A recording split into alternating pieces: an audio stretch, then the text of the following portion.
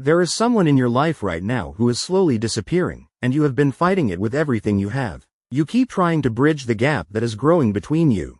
But what if that separation isn't adversarial, but rather God's protective hand? We often pray for God to guard our lives, but we rarely recognize His hand when it comes in the form of a faded relationship. Today, I want to reveal 8 clear signs that God is quietly removing someone from your life. We will explore why fighting that divine removal might be a dangerous spiritual mistake, and the biblical truth you need to hear to finally let them go in peace. The Bible does not treat the people in our lives as permanent fixtures that must never move. It treats them as part of seasons. And seasons, by their very nature, change. Ecclesiastes chapter 3 verse 1 says, "There is a time for everything, and a season for every activity under the heavens." Read that slowly, because most believers never apply it to their relationships. There is a time for a person to enter your life, and there is a time for that same person to be released from it. Not because you failed, not because they are evil, but because the season they were given to you has quietly come to an end. Part of why this is so hard is that somewhere along the way we quietly decided that love means permanence, that if a relationship is truly from God it must last forever, and that any ending must therefore be a failure. But that is not what Scripture teaches. Some of the people God sends are sent for a lifetime, and some are sent for a single season, and confusing the two is the source of an enormous amount of unnecessary pain. When you try to force a seasonal person into a permanent place in your life, you do not protect the relationship. You only prolong the discomfort of clinging to something heaven has already signaled is complete. Here is the part that is hard to accept. Sometimes the very thing you are praying against is the thing God is doing. You are on your knees asking Him to restore a connection, while He is gently, mercifully, trying to remove it. And every day you spend fighting His hand is a day you delay the protection He is trying to give you. So let us look honestly at the 8 signs, because by the end of this, you may finally understand what God has been doing all along. The first sign often causes the most confusion, as there's no clear antagonist. There was no betrayal, no explosion, no dramatic falling out. There is only a slow, quiet, unexplainable distance that keeps widening no matter what you do. I think of a woman I will call Hannah. For years she had a close friendship she treasured, and at some point she noticed the warmth beginning to cool. So she did what most of us do. She fought it. She texted more. She planned more. She apologized for things she had not even done, just to keep the peace and pull the person back. And the harder she pulled, the further the distance grew, until she was exhausted from carrying a relationship that 2 people were supposed to carry together. What Hannah could not see in that season is what I want you to see now. When God is closing a chapter, no amount of human effort can force it to stay open. You grip it, beg for it, rebuild it 100 times, and it will still slip through your fingers, because you are fighting against a season that heaven has already ended. If you're investing all your energy into a relationship that continues to recede, pause and reframe your question. Instead of, "How do I fix this?" ask, "God, are you orchestrating this shift?"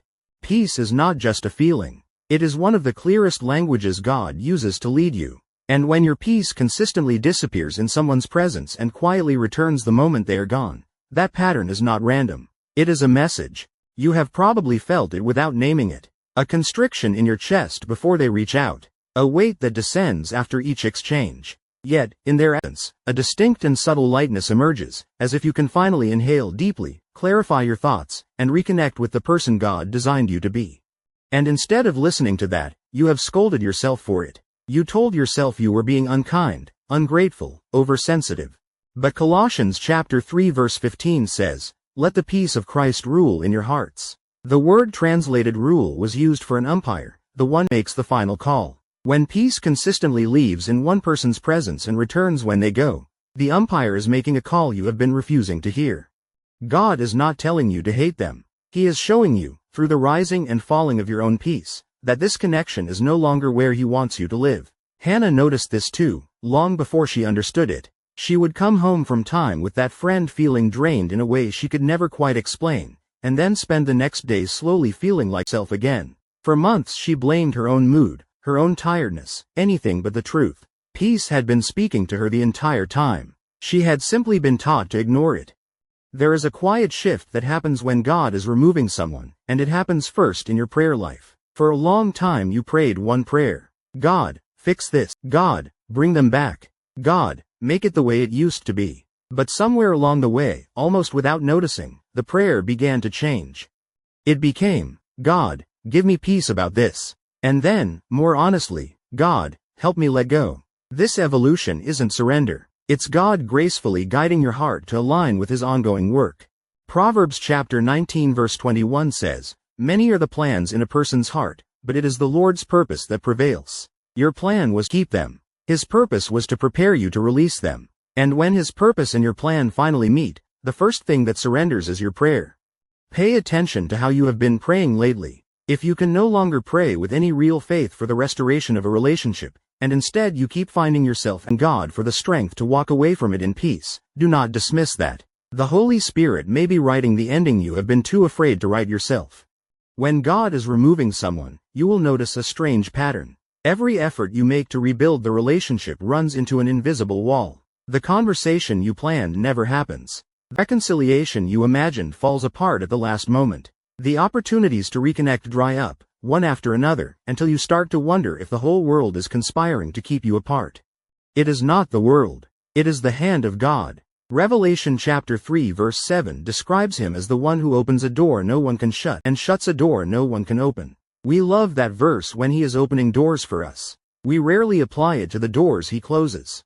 Yet, a closed door is as much His design as an open one. Sometimes, God's deepest love manifests in keeping shut a door you persistently try to force open. If you have been straining against a door that simply not move, consider that the resistance you feel is not failure. It may be protection. God is not punishing you by closing it. He is sparing you from walking back into something He has already carried you out of.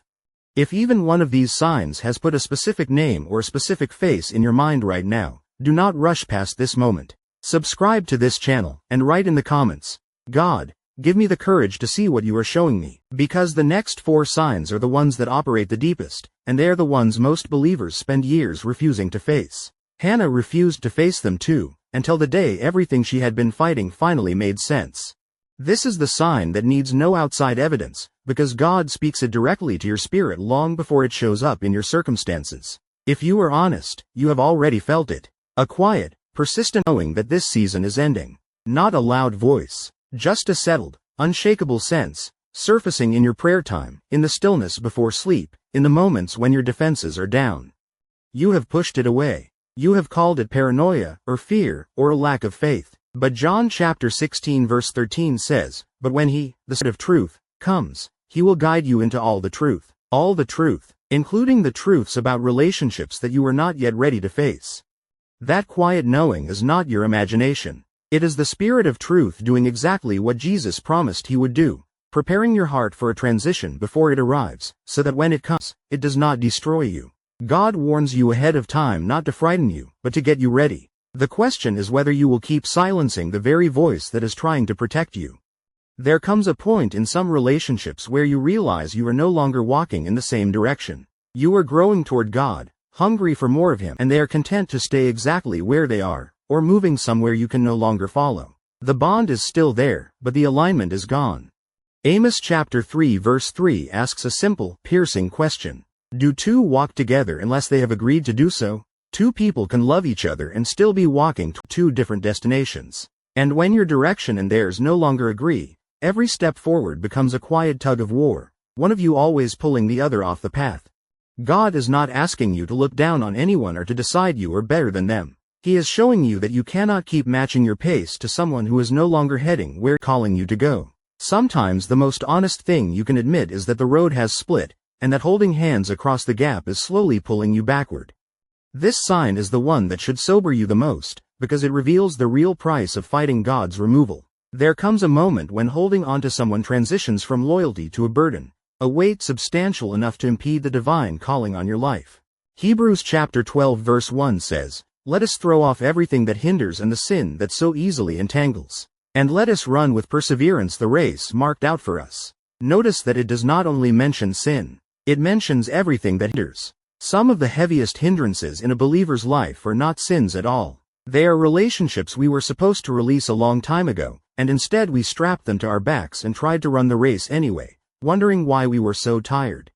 If your energy, your focus, and your peace are all being slowly consumed by the effort of holding one person in place, ask yourself honestly what that effort is costing you. God may be removing them not to leave you empty, but to free your hands for what He has been waiting to give you. This is the final sign, and it is the one that requires no further proof, because God has already settled it in your spirit. If you are truly honest right now, there is a person whose fate came to mind the moment this message began. You already know. You have known for a long time. You have simply been afraid to admit it, because admitting it means letting go. Ecclesiastes chapter 3 verse 6 tells us there is a time to keep and a time to give up. Not every relationship was given to you to keep forever. Some were given for a time, to teach you, to carry you through a season, and then to be released with gratitude rather than gripped in fear. Letting go does not erase the love. It honors the season for what it was, and it trusts God with what comes next. Remember Hannah. For years she fought the fading of that friendship as if her whole life depended on saving it. And the day she finally stopped fighting, the day she opened her hands and whispered that she trusted God's process, the heaviness she had carried for so long quietly lifted. She did not lose her peace by letting go. She found it. What she thought was abandonment had been protection all along, gently making room for the people and the purpose God had been preparing for her on the other side of the goodbye. Hear this clearly before we close. When God removes someone from your life, it does not mean you failed them, and it does not mean you must hate them. It does not even mean the relationship was bad. It often simply means the season is complete. The most loving response is not to fight his hand, but to trust it, and to release in peace what he is asking you to release. God is not removing people to leave you alone. He is removing them to make room. Room for healing. Room for growth. Room for the right people and next chapter he has already written for your life. Do not grieve the removal as if it were a punishment. Receive it as the protection it has always been.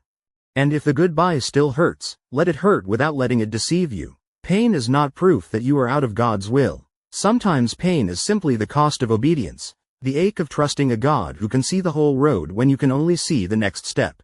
The same hand that is removing this person is the hand that has held you through every season before this one. His goodness remains unwavering, even as the chapter shifts. If this message has spoken to your heart today, I want you to do one thing right now. Write in the comments, God, I trust your process even when it hurts. That is not just a comment. It is a declaration of surrender, and the spiritual world honors declarations. And if you know someone who is exhausting themselves trying to hold on to a relationship God is gently ending, share this message with them today. It could be the word that finally sets them free. Subscribe to this channel so we can keep growing together in biblical wisdom every week. God bless you deeply, my brother, my sister. Until next time.